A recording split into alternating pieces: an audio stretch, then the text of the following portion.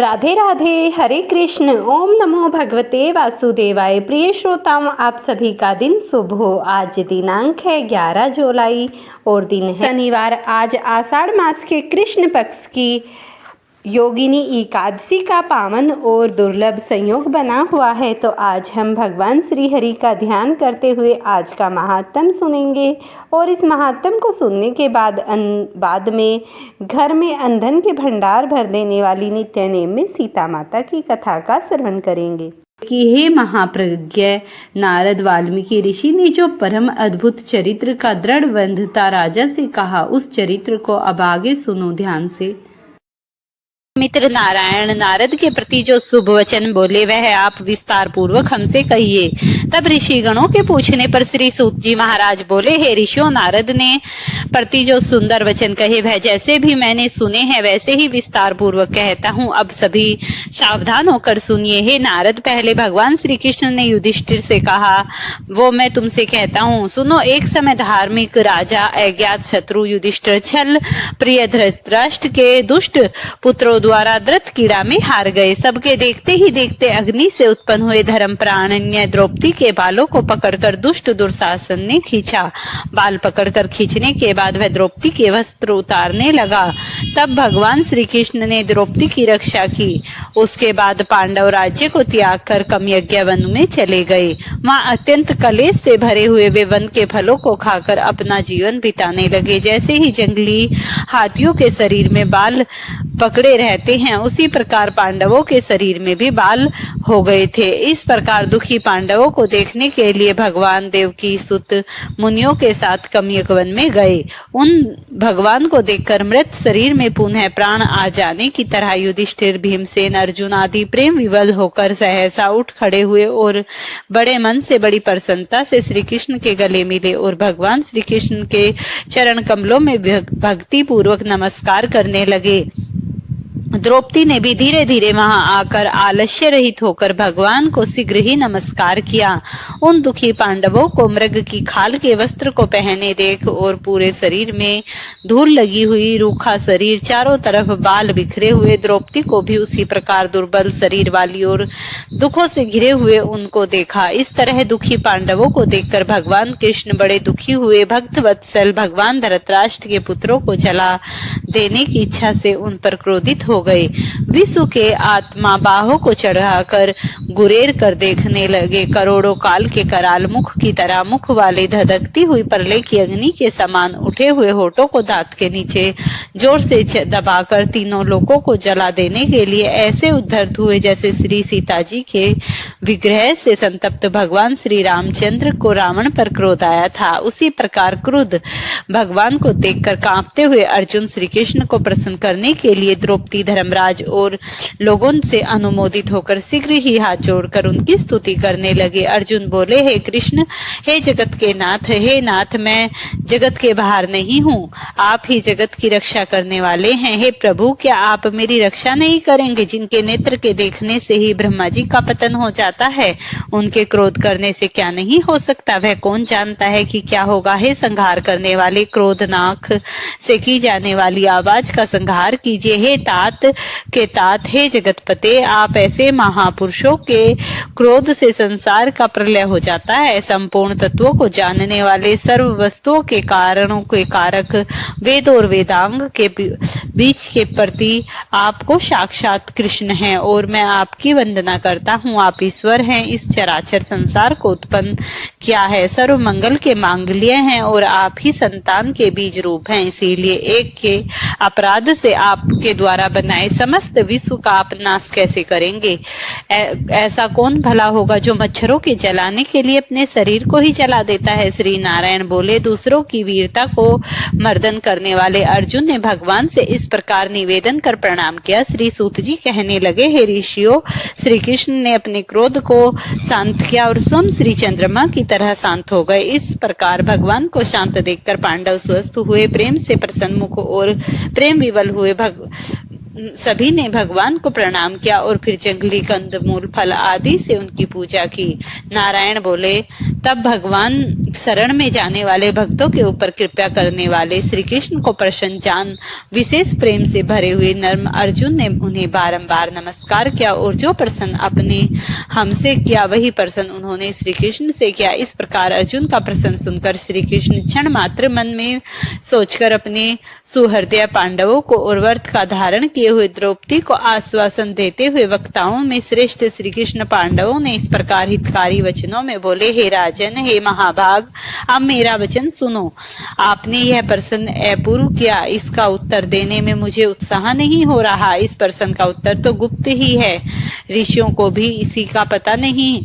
फिर भी हे अर्जुन, मित्र होने के नाते या फिर तुम हमारे भक्त हो, इस कारण हम कहते हैं। हे सुवर्त, वह जो उत्तर है अति उग्र है, इसीलिए क्रम से सुनो। चैत्र आदि में जो 12 मास निमेष महीने के दोनों पक्ष, घड़ियां, पहर, त्रिपहर, 6 ऋतुएं, मुहूर्त, दक्षिणायन और उत्तरायण, वर्ष, चारों युग, इसी प्रकार परध्य तक को जो काल है वह सब, और नदी, समुद्र, तालाब, कुएं, बावरी, गड्ढे, सातों लात औषधियां, वृक्ष, बांस आदि पेड़, वन की समस्त औषधियां, नगर, गांव, पर्वत, पुरियां, यह सब मूर्ति वाले हैं और अपने अपने गुणों से उपजे जाते हैं। इनमें ऐसा कोई अपूर्व व्यक्ति नहीं जो अपने अधिष्ठात्र देवता के बिना रहता हो। अपनेपन अधिकार में पूजे जाने वाले यह सभी फल को देने वाले हों। अपने अपने अधिष्ठात्र देवता के योग्य के महात्म से यह सब सौभाग्यवान है। हे पांडुनंदन, एक समय अधिमास उत्पन्न हुआ। उस उत्पन्न हुए असहाय निंदित मास को सब लोग बोले कि यह मलमास सूर्य की संक्रांति से रहित है, इसीलिए पूजने योग्य नहीं है।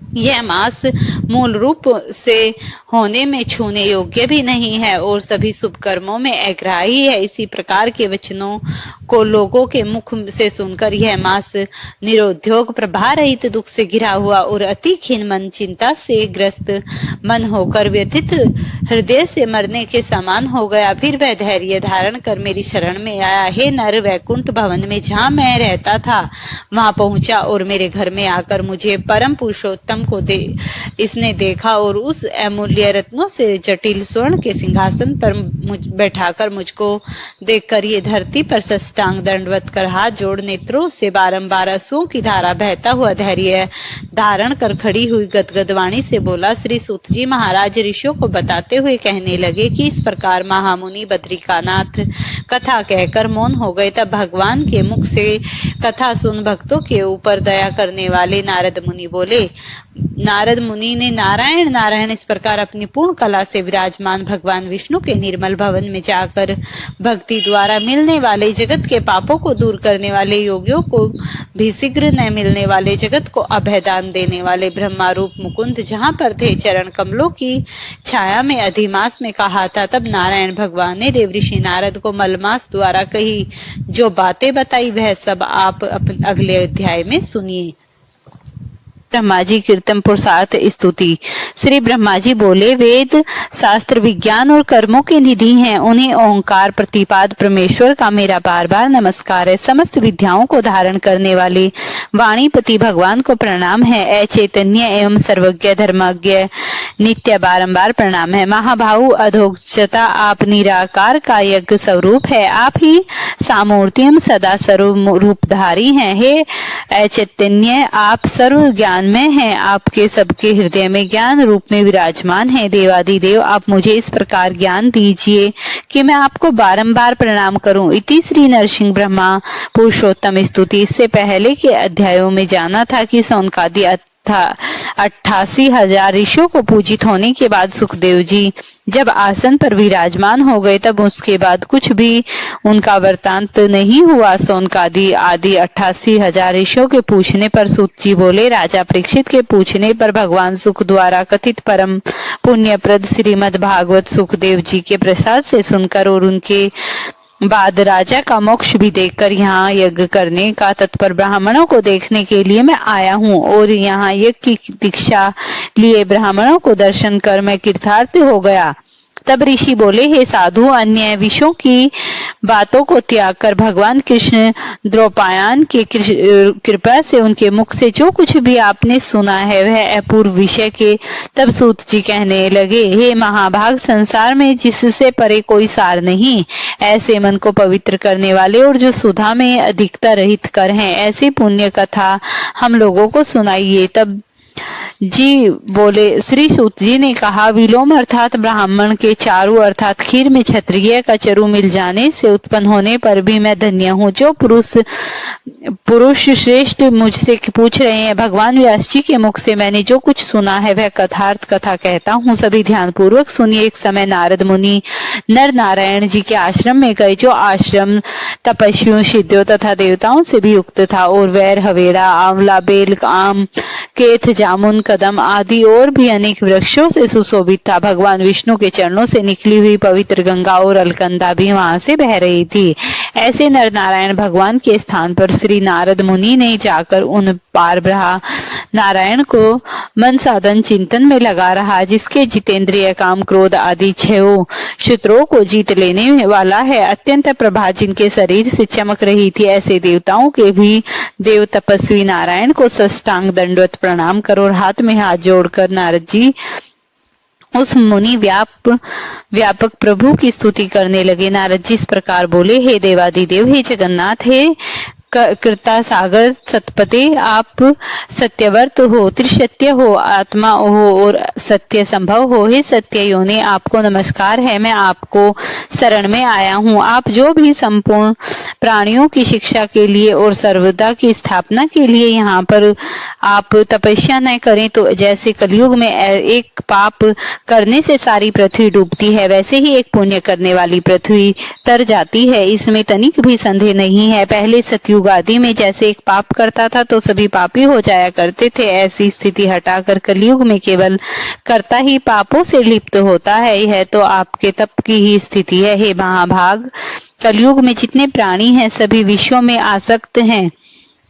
जिनका मन स्त्री, पुरुष, पुत्र, घर में लगा है, ऐसे प्राणियों का हित करने वाला जो भी है वह मेरा थोड़ा सा कल्याण करे, ऐसा विषय विचार कर भगवान कहने लगे, हे योग्य, मुख से सुनने की जो मेरी इच्छा थी, मैं पार ब्रह्म लोक से आया हूँ और आप पर बड़ा उपकार है। हे विष्णु प्रिय, ऐसे वेदों में वर्णित इसीलिए लोपोपकार के लिए कथा का सार इस प्रकार सुनाइए, जिसके मात्र से मोक्ष प्रदान हो जाता है। इस प्रकार देव ऋषि नारद के वचन सुनकर भगवान ऋषि आनंदित से खिलखिला उठे और फिर भुवन को पवित्र करने वाली पुण्य कथा और पुण्यमता को आरंभ कर दिया। श्री नारायण बोले, हे नारद, गोपी की स्त्रियों के मुख कमल के भ्रमर रास के रसिक के आरंभ वृंदावन बिहारी, ब्रज के पति आदि पुरुष भगवान की पुण्य कथा को कहता हूँ। जो निर्मेश मात्र से समय में जगत को उत्पन्न करने वाला है, उसके कर्मों को वत्स इस पृथ्वी पर भला कौन वर्णन कर सकता है। हे नारद मुनि, आप भी भगवान के चरित्र का सारा सार जानते हैं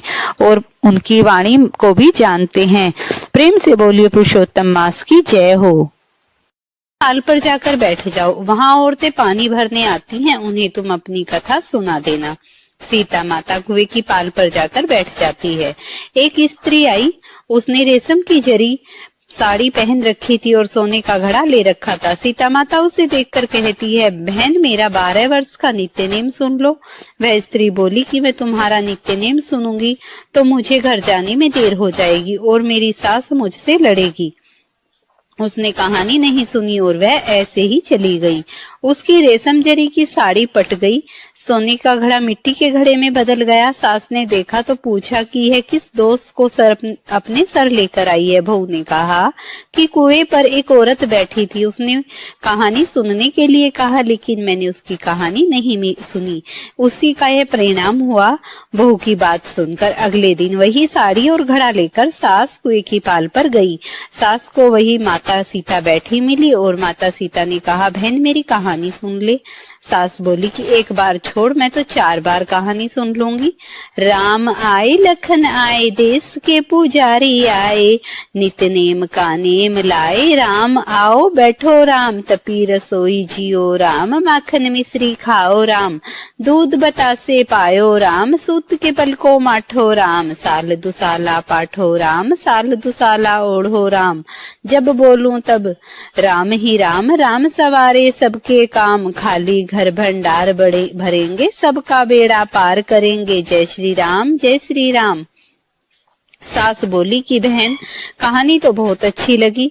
कहानी सुनकर सास चली गई और उसकी साड़ी फिर से जरी की बन गई। मिट्टी का घड़ा फिर से सोने के घड़े में बदल गया। बहू कहने लगी, सासू माँ आपने ये सब कैसे किया? सास ने कहा कि बहू तू दोष लगा के आई थी और अब मैं दोष उतार कर आ रही हूँ। बहू ने फिर सास से पूछा कि कुएं वाली स्त्री कौन है? सास बोली कि वे सीता माता थी, वो पुराने को नया कर देती हैं, खाली घर के भंडार भर देती हैं, वह लक्ष्मी जी का वास घर में कर देती हैं, आदमी जो भी हो इच्छा उसे पूरी कर देती हैं। बहू बोली कि ऐसी कहानी मुझे भी सुना दो। सास बोली कि ठीक है तुम भी सुनो। सास ने कहानी सुनानी प्रारंभ कर दी। राम आए लखन आए, देश के पुजारी आए, नित नेम का नेम लाए, आओ राम बैठो राम, तपी रसोई जियो राम, माखन मिश्री खाओ राम, दूध बतासे पायो राम, सूत के पल को माठो राम, साल दुसाला पाठो राम, साल दुसाला ओढ़ो राम, जब बोलूं तब राम ही राम, राम सवारे सबके काम, खाली घर भंडार भरेंगे, सबका बेड़ा पार करेंगे, जय श्री राम राम राम जय जय राम। कहानी सुनकर बहू बोली कि कहानी तो बहुत अच्छी लगी। सास ने कहा ठीक है, इस कहानी को रोज कहा करेंगे। अब सास बहू रोज सवेरे उठती, नहाती धोती और पूजा करने के बाद नित्य नेम की कहानी सीता माता से कहती। एक दिन उसने यहाँ एक पड़ोसन आई और सास बोली कि बहन जरा सी आंच दे देना। वह पड़ोसन उसकी सास को कहने लगी। वह बोली कि आज तो भी हमने जलाई ही नहीं। पड़ोसन ने कहा तुम तो सवेरे 4 बजे उठकर क्या कर रही हो? फिर उन्होंने कहा कि सुबह उठकर हम पूजा करते हैं, फिर सीता माता की नित्य नेम की कथा कहते हैं। पड़ोसन ने उसकी बात सुनकर फिर कहा कि सीता माता की कहानी कहने से तुम्हें क्या मिला? वो बोली कि इनकी कहानी कहने से घर में भंडार भर गए, सारे काम सिद्ध हो गए, मन की इच्छा पूरी हो गई। पड़ोसन कहती है फिर तो ठीक है बहन, इस कथा को मैं भी कहूंगी। वह बोली ठीक है, तुम भी इस कहानी को सुन लो। सास कहानी सुनाने लगी। आए राम लखन आए, देश के पुजारी आए, नित्य नेम का नेम लाओ, आओ राम बैठो राम, तपी रसोई जियो राम, माखन मिश्री खाओ राम, दूध बतासे पायो राम, सूत के पल को माठो राम, साल दुसाला पाठो राम, साल दुसाला ओढ़ो राम, जब बोलूं तब राम ही राम, राम सवारे सबके काम, खाली घर भंडार भरेंगे, सबका बेड़ा पार करेंगे, जय सिया राम जय जय राम। सारी कहानी सुनने के बाद पड़ोसन कहने लगी बहन कहानी तो बहुत अच्छी लगी। अब वह पड़ोसन भी नित्य नेम सीता माता की कहानी कहने लगी। कहानी कहने से सीता माता ने पड़ोसन के घर में भी भंडार भर दिए। हे सीता माता, जैसे आपने उनके घर में भंडार भरे वैसे भी आप